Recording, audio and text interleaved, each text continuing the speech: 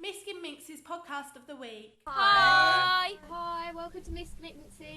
So on today's show we have our things not to do, which is on lads and girls holidays.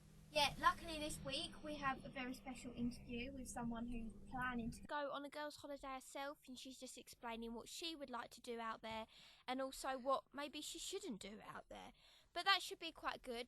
But we've also asked people in the Northwest Kent area about what you shouldn't do on a girls' or lads' holiday. We also have our Room 101, which I will be continuing with this week.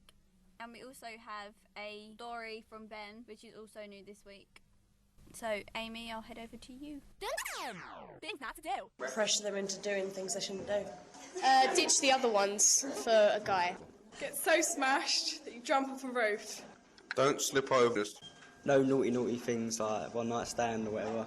Don't wear small bikinis when you're the larger size. I think a lot of them, are quite realistic things that people would say they wouldn't want to do on lads' holiday.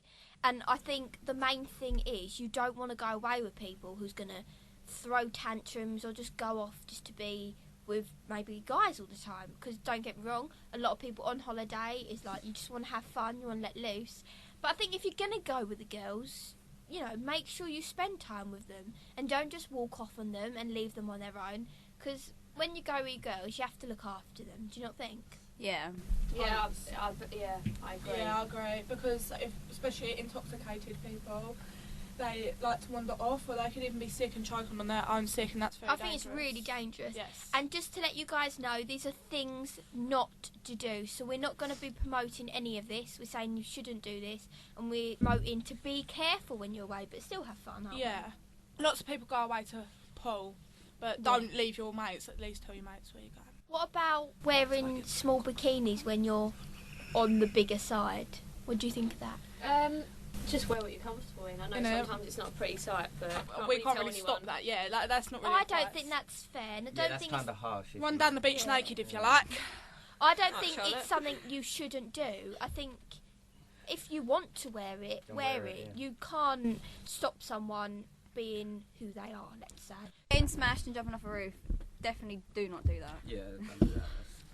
I think that's stupid because that's risking. Really. Yeah. So I don't think we can comment on that, and I think that should be there. And don't fall I think over. it's common sense, but when you're drunk, you seem to forget common sense. So it's just stay with your mates, and I think that's something you keep in mind when you're drunk. I definitely do. Like, I do get myself in some states, but I make sure I'm with my mates. Yeah, if you're going to get into a state, which sometimes you do just need to relax and just get into that stage, make sure you're with someone you trust. Yeah. I definitely make sure, well, that's something I definitely recommend most people do. Yeah.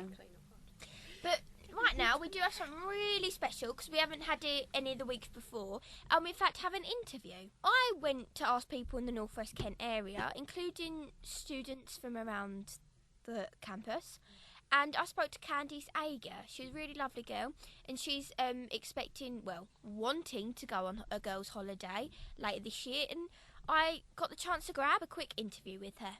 Where would you like to go if you went on a girls' holiday? Cancun. It looks mental, and I love Americans, and it's full of Americans there. And what are you expecting to do? Get wasted, party on the beach, go swimming with the dolphins. Would it specifically be just girls or both girls and guys on the same holiday? I would go on a girls' holiday, but then I'd go take guys as well, but alongside with friends, and they wouldn't cock block. Would you be worried going on an all-girls holiday? As long as I wasn't going with people that I know will walk off and have tantrums, as long as I'm with people that I know can act maturely and that, yeah. What should you do on a girls' holiday? You should go on water sports, get a group tattoo, and make sure you drink from when you wake up to when you go to sleep.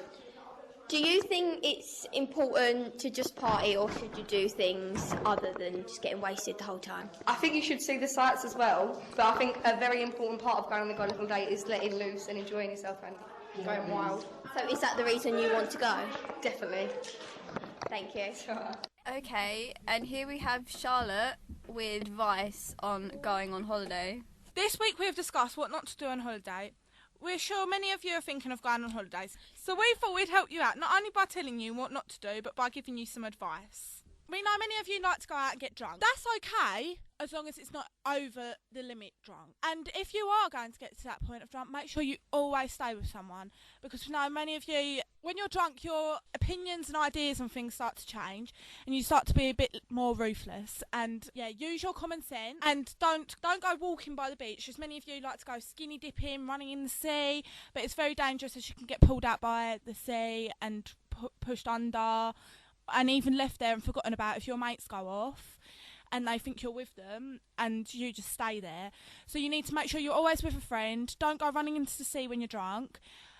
And if you ever feel sick during the night, just go home. Don't carry on drinking. I don't know about you, but when I go on holiday, I definitely burn. I'm very light-skinned, and I sometimes do not like the idea of using sun cream because I forget about it, or I just think that I'm not going to tan.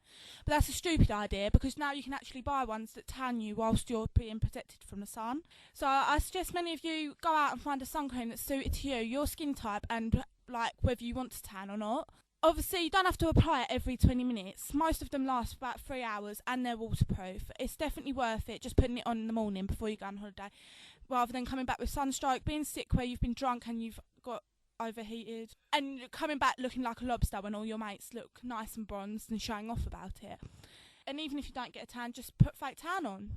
Yeah, I definitely agree, especially with sort of getting burnt, because I'm actually very lucky. I tan. I don't usually burn. But I have to say, I have burnt in the past, and when you're going out in the evening, you're so sore. Yeah. You hurt too much, and all you want to do is sort of sit in a cold bath or cold shower and not go out. And obviously you don't want to ruin your holiday by having to sit indoors all the time in the shade, because the whole point is sun, especially when you're going abroad. But I have a piece of advice, actually. Also, another thing is make sure you take enough underwear. And I know that might sound really stupid, but a lot of times for guys it might be a bit different, because I think they can get away with it a bit more. Ben? You can. Yeah, maybe get away with it a bit more.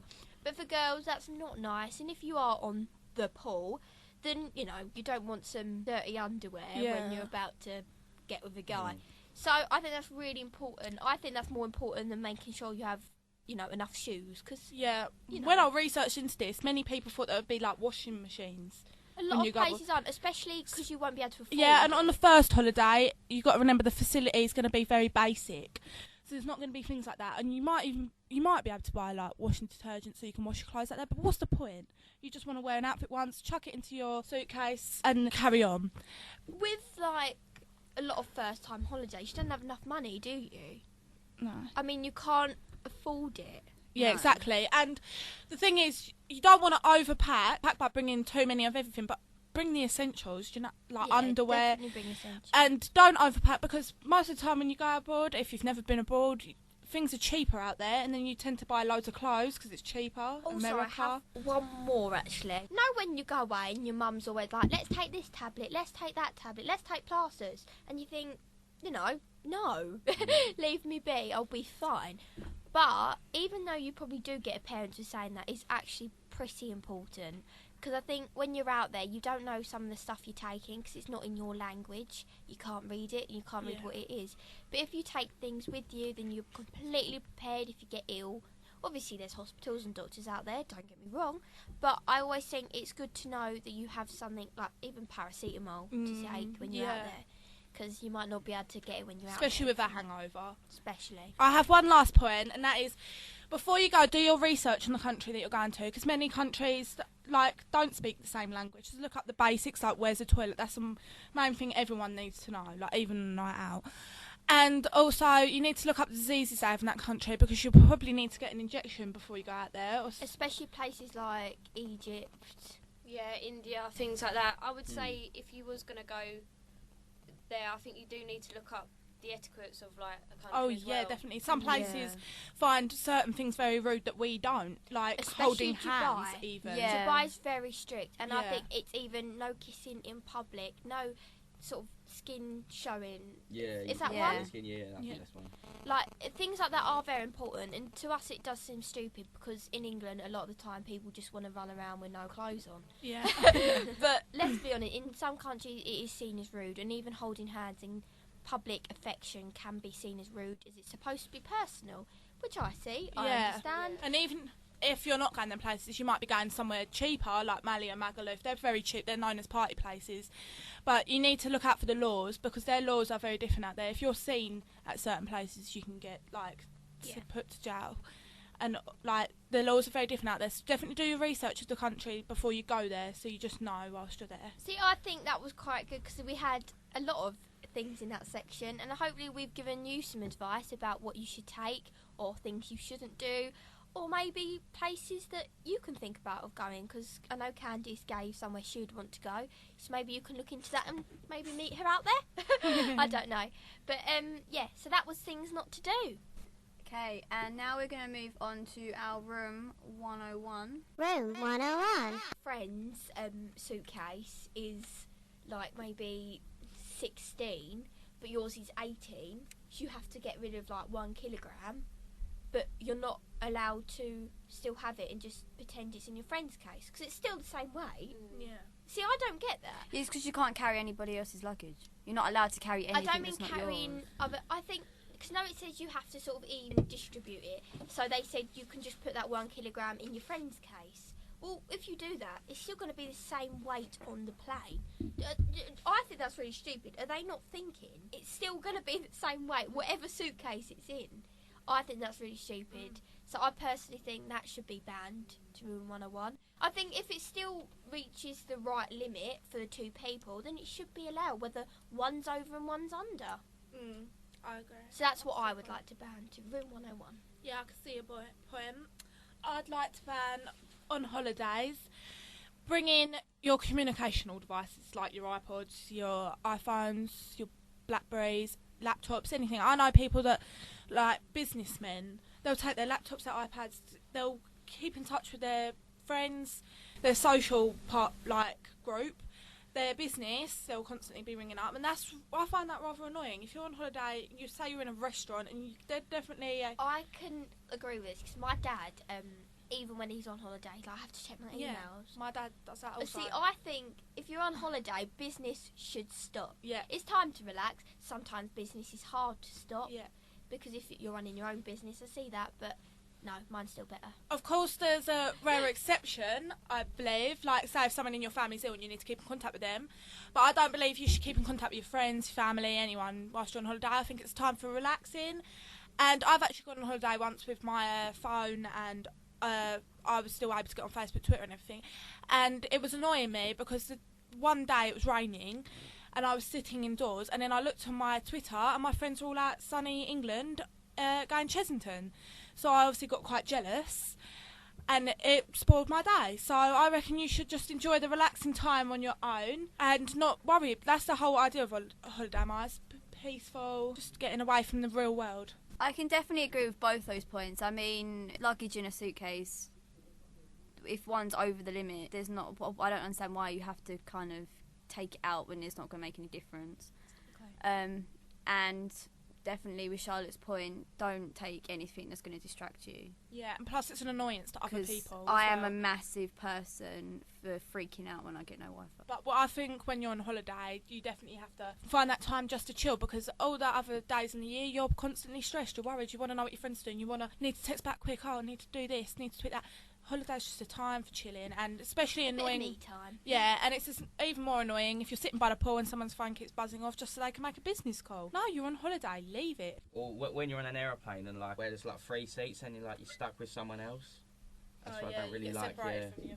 Yeah, when you separate from your family. When it's a family of 4, and you're always it's one the odd one person. out, yeah, and you got to sit next to someone else. Yeah, I definitely agree with that. I mean, where I go away, there's 5 of us, so we always end up with like 1 of us or 2 of us sitting on our own somewhere else. Or there's 3 of us sitting in a completely different section of the plane from everyone else. Okay, so taking all of the arguments into account, I think that's definitely Amy's one. Woohoo! Because luggage is a big deal. Oh, I just think that I don't understand if you have a family of 2, 4, however many you have, and when you collectively add all the amounts together, you're not overweight. When you add all the luggage, all the luggage isn't collectively overweight, but then you still have to make sure each case has a certain amount. I don't get it. And now we're going to move on to Ben's short story.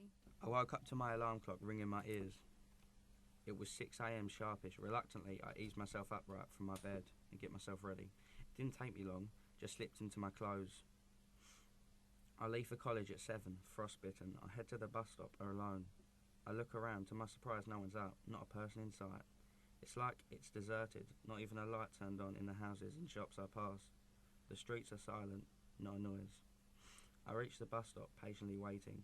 Alone, confused thoughts scattered through my brain. What's going on, I question myself. Is this a dream or reality? I haven't a clue. My bus arrives seconds after. I get on, the bus driver gives me a funny look, like he's surprised to see me, like he's never seen a person before in his life. This wasn't normal. I walk upstairs, reaching the top of the staircase, gaze around. Not a person again in sight. I take a look at the window to see if there's any cars in sight or people hanging around. Nobody. Oddly, the bus stops at every single stop. Confused, I head downstairs, walk towards the front of the bus. I begin to question the driver. Hello, I say. He gives me a snide grin and just looks back at me. Looks back to the road and crosses his head. With disbelief, I raise my eyebrows, my mind baffled. I go back upstairs and return to my original seat, clutching my phone and palms tightly. I text my mum to see if she's okay. None of my messages are sending. I pant heavily, face beginning to sweat. I wipe it dry. The bus stops and jolts me.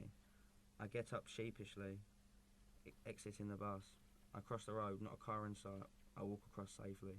Snow begins to fall as I walk. Time ticking, I pick up pace, attempting to be early for college for once. Suddenly the sky darkens. Rain gushes down and lightning begins to start. Myself overpowered by the vigorous wind, I step back in shock. Fear in my eyes. Is this a dream? Transfixed, I run back to the bus stop. But to my surprise, in front of me is a gigantic black hole, death. Do I want to die? No. Within an instant, the black hole begins to grow bigger and gradually gets closer to me. I can't see anything. Screams and whispers summon within me, and I close my eyes in excruciating pain. I open them, back in my room, silent. I sigh with relief. Nobody's ever too old for a nightmare. Okay, now that was actually quite nice. Did you Yeah. think that was good? I love that. Yeah, definitely not being late to college. Yeah. That was definitely a Yeah, bad that's weren't it, definitely Ben? one, Yeah, I thought so. Okay, we're gonna have our Angry Old Men segment with Georgie. It's just so irregular. It's never on time when it should be, and when you actually do finally get onto a bus, it's always packed, or the seats are just messed up to a point that you can't actually sit on them. It's just annoying. Yeah, I hate buses. Especially when they're Yeah. packed, yeah. But I love them at the same time. I'm more of a Because train person, to be honest. I Yeah, I live love on trains. buses at the moment. Because I don't get on trains that much. I like trains. They're quicker. Yeah. Oh, yeah. I can like understand trains. trains more as well. But I feel safe on a Buses- bus, if that's weird. Do you know what I mean? Like Yeah, I at a feel train safe, station, standing on your own, and then say if someone looks suspicious and you got on a train on your own, I'd feel a bit more scared. But on a bus, I feel alright. I don't know why. Do you- But I think that's I'm because you can completely talk to the the opposite. driver. I think it's because you can talk to the driver on a bus. Yeah, 'cause you can Someone see gets the on your driver. nerves. Yeah. I don't know. I neither like trains or buses. I think all public transport. is a bit- I really enjoy trains sometimes. Do Like, if you? it's a long journey and you've got a coach Yeah. to yourself and both your headphones. When in. I go London, I have to get a train. I think Yeah. it's Yeah. compulsory, isn't it, to get a Yeah. train? It makes the journey, doesn't it? Yeah, definitely. But I've quite enjoyed that. Makes I it love better, our grumpy old men segment. I think it's always the best thing to do. We didn't do it last week, which was a bit gutting, weren't it? Yeah. But we brought it back this week, and that was one of Georgie's friends discussing what he doesn't like. But yeah, so that was Grumpy Old Men. Unfortunately, we are finished this week, but we will be back next week, and hopefully it'll be better. Do you think? Yeah. Yeah. Yeah! So, love you lots, my little Munchkins, Miskins, Minxies. Yeah. Pokemons. All right, Amy. Amy. See you later.